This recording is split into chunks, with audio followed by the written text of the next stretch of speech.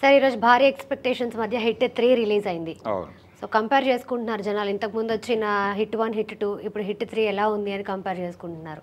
Hit 3లో ఎక్కువ violence ఉందని వింటున్నాం, నిజమేనా? ఎలా ఉంది అసలు సినిమా? వైలెన్స్ కొంచెం ఎక్కువే కంపారిటివ్గా. అయితే మిగిలిన సినిమాల్లో ఇన్వెస్టిగేషన్ పార్ట్ ఎక్కువ ఉంటుంది, దీనిలో అటాకింగ్ పార్ట్ ఎక్కువ ఉంటుంది, అందుకని వైలెన్స్ అధికంగా ఉంది. అంటే ఇది ఒక కొత్త ఏరియాలో కథను నడిపాడు. అంటే ఇందులో కూడా ఇన్వెస్టిగేషన్ ఉంది కానీ దాని పార్ట్ కంటే కూడా అటాకింగ్ పార్ట్ పెరిగింది. ఆ పెరగటం కోసం అంటే నిజానికి సినిమా గ్రాఫ్ పెంచాలి అనే ఉద్దేశంతో ఆ ఏరియాకు వెళ్ళారు వీళ్ళు, కథని ఆ ఏరియాకి తీసుకెళ్లారు. అంటే డీటెయిల్స్ రివీల్ చేయటం పద్ధతి కాదు కానీ ఇప్పటి వరకు టచ్ చేయనటువంటి ఒక ఏరియాకి కథను తీసుకెళ్లారు నాని అలాగే శైలేష్ కొలను. ఈ ప్రయత్నంలో భాగంగా అంటే ఇప్పుడు ఇంటర్నెట్ యుగంలో అంటే ప్రతి ఒక్కళ్ళు నెట్కి అడిక్ట్ అయిపోతున్నారు. ఈ అయిపోతున్న క్రమంలో వీళ్ళ మనసుల్లో ఉన్న ఆలోచనలన్నీ అక్కడ చెప్పేసుకుంటున్నారు. ఈ చెప్పేసుకోవడంతో గ్రూపింగ్ బాగా ఎక్కువగా జరుగుతోంది. ఈ గ్రూపింగ్ జరగటము, వీళ్ళల్లో వైలెంట్ యాటిట్యూడ్ ఉన్నటువంటి వాళ్ళందరూ ఒక గ్రూప్గా ఏర్పడిపోయి అలాంటి సందర్భాలు మనం రోజువారీ చూస్తున్నాం.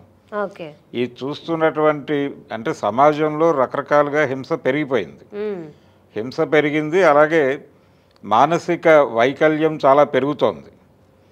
ఈ పాయింట్లని తీసుకుని కథను రాసుకున్నాడు ఆయన. రాసుకొని ఆ ఏరియాలో అటాకింగ్గా వెళ్ళే ఒక పోలీస్ కాప్ని తీసుకొని పాన్ ఇండియా లెవెల్లో సినిమా ఉండాలి అనేది ఆయన ప్రోగ్రాం. అంటే మార్కెట్ విస్తరణ కోసం చాలా కాలంగా నాని గారు తాపత్రయపడుతున్నారు. అందులో భాగంగానే దసరా సినిమా చేశాడు ఆయన. కాకపోతే అది ఆయన ఎక్స్పెక్ట్ చేసినటువంటి రేంజ్లో హిందీ మార్కెట్లో వర్కౌట్ అవ్వలేదు. అది కేవలం తెలంగాణలో మాత్రమే డబ్బులు వచ్చినాయి, ఏపీలో కూడా అంత స్థాయిలో రాలేదు.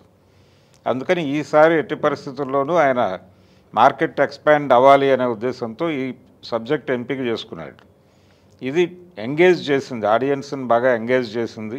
వైలెన్స్ ఉన్నప్పటికీ అది జెన్యూన్గానే అనిపించింది ఆడియన్స్. అంటే ఈ మధ్యకాలంలో మనం చూస్తున్న సినిమాల్లో చాలా సినిమాల్లో విపరీతమైన వైలెన్స్ ఉంటుంది, యానిమల్ వైలెన్స్ తక్కువేం కాదు కదా. జనాలు వైలెన్స్ని కూడా ఎంజాయ్ చేస్తున్నారు, ఆ మూడ్లో ఉన్నారు. రెండోది క్యారెక్టరైజేషన్, యాటిట్యూడ్ అనే దాని మీద కథను నడిపేస్తున్నారు.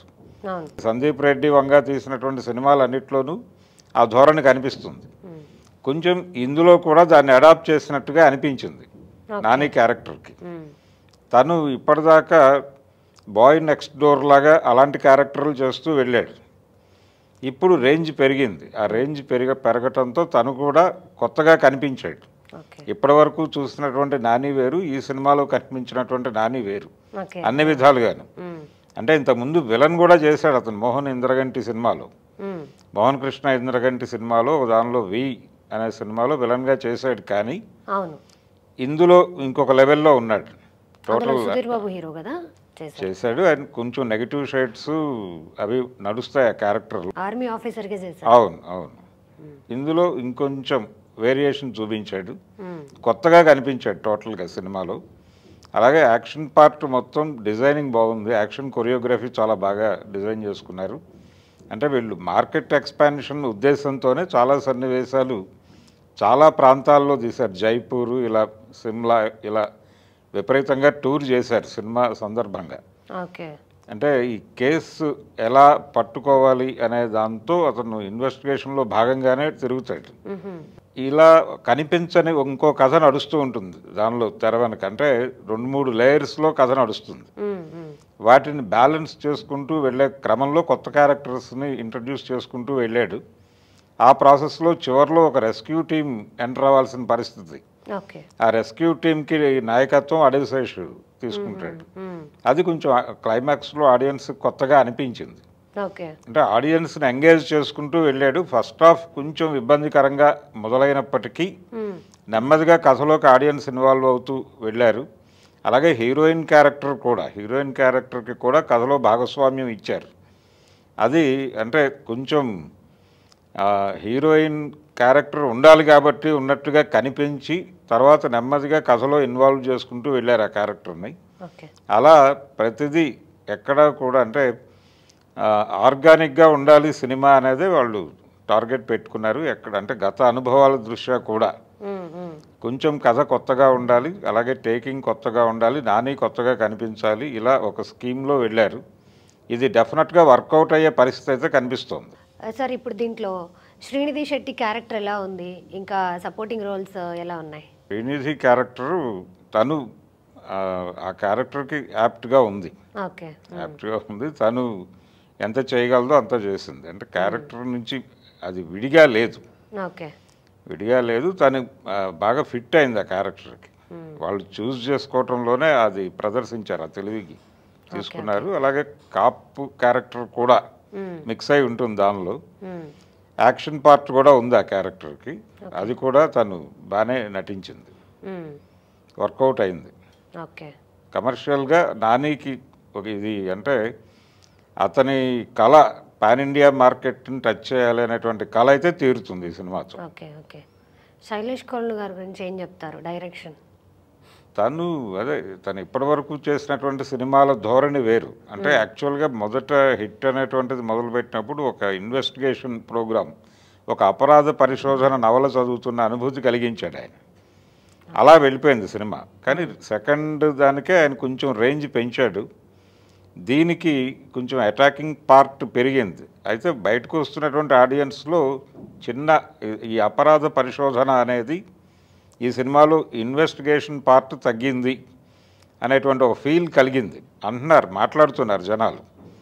కానీ అదంత పెద్ద ఇబ్బందికరమైనటువంటి అంశం కాదు. ఆడియన్స్ని ఎంగేజ్ చేసుకుంటూ వెళ్ళాడు. ఒక కొత్త పాయింట్ని చెప్పే ప్రయత్నం చేశాడు. పర్టికులర్గా డార్క్ నెట్ తాలూకా డీటెయిల్స్ ఆ పద్ధతిలో వెళ్ళాడు. దానికోసం తను కూడా కొంత రీసెర్చ్ చేశాడు. ఆ రీసెర్చ్ చేశాడు అనేది తెర మీద కనిపిస్తుంది, అర్థమవుతుంది ప్రేక్షకుడికి. అందుకని కొత్తగా ఫీల్ అవుతారు సినిమాని. సార్ ఈ యాక్షన్ సినిమాలకి బ్యాక్గ్రౌండ్ స్కోర్ చాలా ఇంపార్టెంట్. అసలు బ్యాక్గ్రౌండ్ స్కోర్ ఎలా ఉంది? ఆడియన్స్ కనెక్ట్ అవుతారా? లేదు, బ్యాక్గ్రౌండ్ స్కోర్ సినిమాని ఎన్హాన్స్ చేసే పద్ధతిలోనే నడిపారు. అయితే పాటలకి స్కోప్ లేదు సినిమాలో. ఓకే. అంటే యాక్షన్ ఓరియంటెడ్ సినిమా. రెండోది రకరకాల ఎలిమెంట్స్ని తీసుకొచ్చాడు ఆయన. సైకోపాత్స్ ఉంటారు, అలా రకరకాలుగా నడిపాడు కథని. భిన్నమైనటువంటి లేయర్స్లో ఉంది సినిమా. అందుకని ప్రతి సందర్భంలోనూ ఆర్ఆర్ మీద ఎక్కువ కేంద్రీకరణ ఉంది ఈ సినిమాలో. తను బాగానే చేయగలిగాడు. ఆర్ఆర్ బాగుంది, సినిమాకి యాప్ట్గానే ఉంది. సార్ మనం ట్రైలర్లో చూసాము, చాగంటి గారి వాయిస్ వస్తూ ఉంటుంది బ్యాక్గ్రౌండ్. అవును. సో దానికి అసలు ప్రత్యేకత ఏంటి? దాన్ని ఎందుకు పెట్టారు ఆ డైలాగుల్ని? అంటే దుష్ట శిక్షణ కోసం భగవంతుడు అవతారాలు ఎత్తుతాడు అనేది ఒక నమ్మకం మనకి. అంటే భగవద్గీతలో శ్రీకృష్ణుడు చెప్పింది అదే. ఎప్పుడు ధర్మానికి గ్లాని జరుగుతుందో అప్పుడు నేను అవతరిస్తాను అని చెప్పాడు ఆయన. దీన్ని అందులో అంటే భక్తుడు సమస్యలో ఉన్నప్పుడు ఆ భక్తుడిని ఆ సమస్యల్లో నుంచి బయటకు తీసుకురావడానికి భగవంతుడు ఎంతకైనా తెగిస్తాడు అని చెబుతూ ఆ రెఫరెన్స్లో ఆయన గజేంద్ర మోక్షం ఇవన్నీ చెప్తాడు. దాన్ని సినిమాలో వాడుకోవటం ద్వారా సినిమాకు ఒక ఫిలసాఫికల్ టచ్ ఇచ్చే ప్రయత్నం డైరెక్టర్ శైలేష్ కోల్ను డిజైన్ చేశాడు.